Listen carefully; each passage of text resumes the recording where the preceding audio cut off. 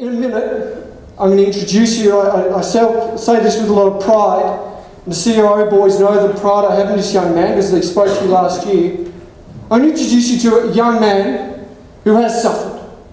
And he has suffered more than most. But with that suffering, he has grown. He has grown exponentially. So he's going to become your guide, one of your mentors, to get you through the next 8 months. Gentlemen, can you please give a good welcome to Year 11, Sam Clarke.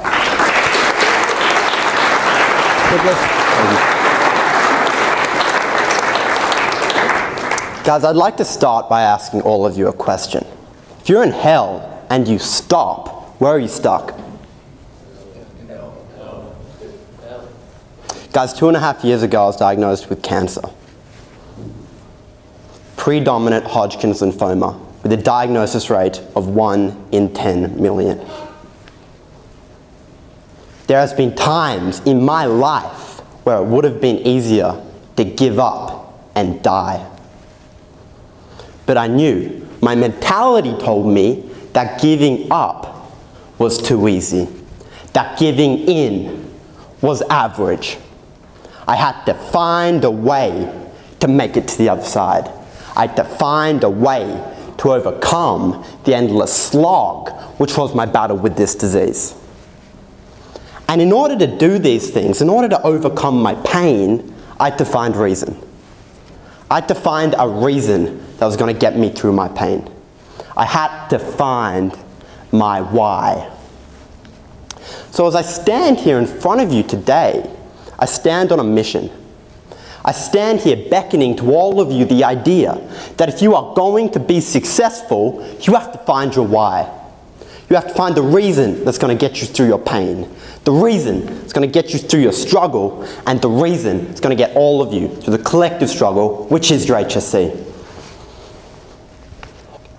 Guys, I'm convinced that the only reason I was able to overcome my pain and be here today is because I found my why. Through all the sleepless nights, all the sickening days, all the helpless days in hospital, I told myself, the more pain I experience now, the more I'll be able to talk about it later. That was my why. That was my reason to get through the pain. The more pain I experience now, the more I'll be able to talk about it later. So as I stand here talking to you about it, I ask you, what's your reason to get through your pain? What's your reason to get through the HSC and get the ATAR you desire? What's your why?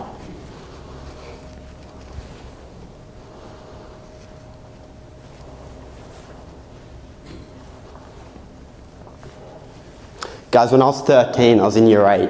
I found a lump about the size of 1.5 tennis balls in the upper left side of my groin, which turned out to be a tumour. At an age where all I wanted to do was go to school, be normal and fit in. I was thrown out of school for 4 months, lost all my hair and had to endure 3 rounds of chemotherapy.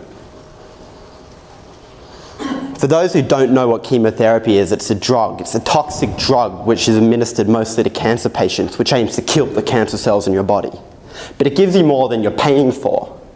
And whilst it might kill the cancer cells in your body, it kills all the cells in your body.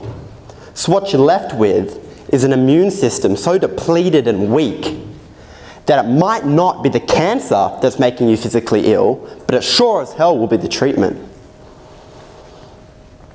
Guys, I remember that first night when I had to go in and receive the chemotherapy, the treatment.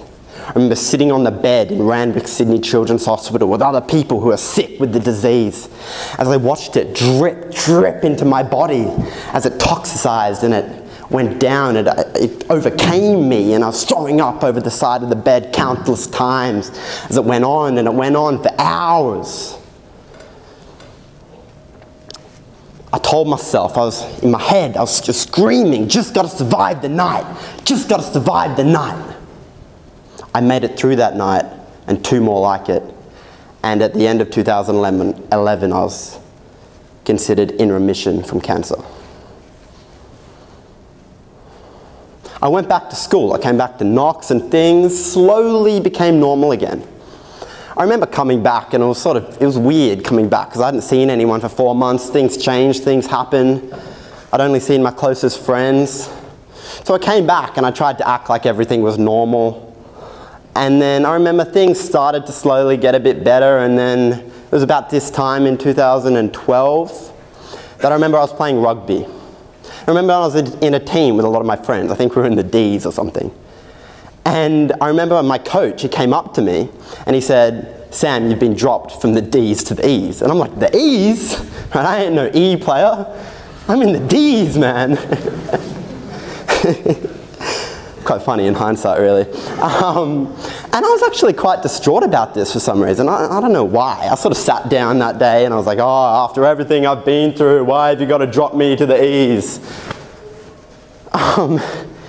And what happened was I went home that day and I was in a foul mood. I was in a bad mood from getting dropped to the E's, man. And I got home and I got the bus, the Knox bus, the coach home to Newport where I live. And I got off the bus and I sat down in the car. And I remember I was in a bad mood and I looked over and Mum was sitting there and we were looking at the bus was in front of us. And she looked over at me with a tear in her eye, trying to withhold the tear. She spat out these words: "Sam, your doctor's called. They found a white spot on the scan you've just had. They think you might have relapsed.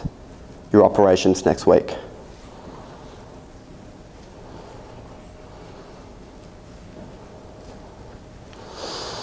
I looked forward at the bus and the people, the Knox guys who were getting off the bus, thought about everything I've been through, and I just sort of saw these people and I knew that right now I could go up to them and I could say, "Hi, how's it going?" You know, I could just be normal with them. But I knew that within a week when they found out, I wouldn't be able to talk to any of these people because I would be categorized as that guy with cancer. I would be the stereotype.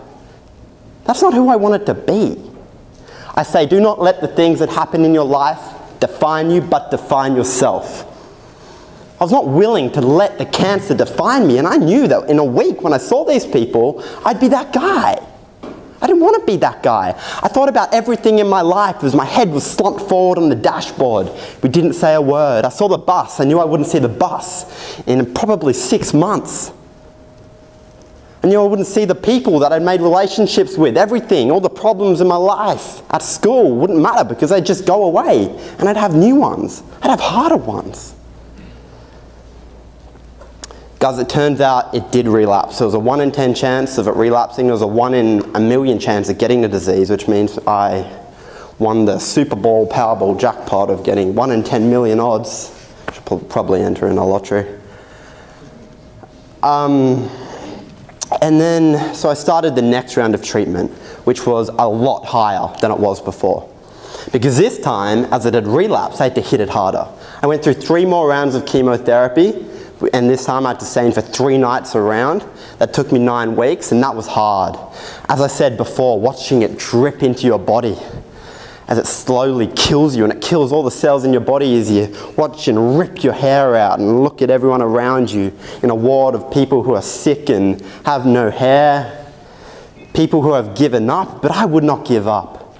I wouldn't let it become me. And I moved forward, and the next step in the treatment process was I had to have what they called a stem cell transplant. Well, what they do is they hook you up to a machine for 6 hours, and all the blood in your body, they wash it around 3 times as you sit there for 6 hours, and then they harvest your stem cells. And once they've done that, they put you in a room for 3 weeks, and they call it isolation.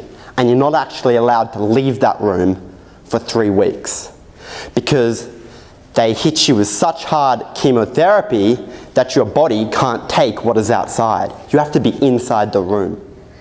Sort of like being in a jail, and only your closest family are allowed in. Guys, I had to withstand 8 days straight of the highest possible chemotherapy, 8 days straight after each other, and then 2 more weeks in there while I recovered. I remember the nights where I was screaming to my dad, "Take me home, knowing that he wouldn't be able to take me home. It was helplessness. It's what happens when you're helpless and you can't do anything about it. The only way is to go through the pain and come out the other side. Once I came through that, it was 12 days straight of what they call radiotherapy, where they zap your body. You go in, you drive in for 40 minutes, you go in and they put you on a machine for 20 minutes and they zap your body. and you're allowed to go home, and that's also sickening. Guys, I've been through 7 rounds of chemotherapy, 7 operations, 3 weeks in isolation, and 12 days of radiotherapy. And I'm still here. I'm still here. I've been through my pain. Now I challenge you to do the same. I challenge you to find your why, move through your pain, get out of hell and step in to your potential. Because guys, pain subsides when you're running towards the goal. Thank you, guys.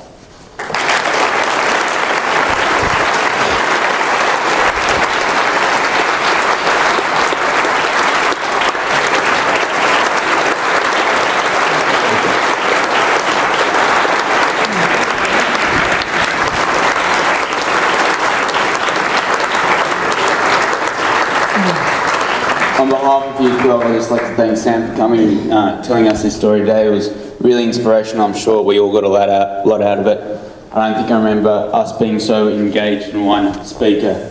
So thank you very much for coming today and sharing your story.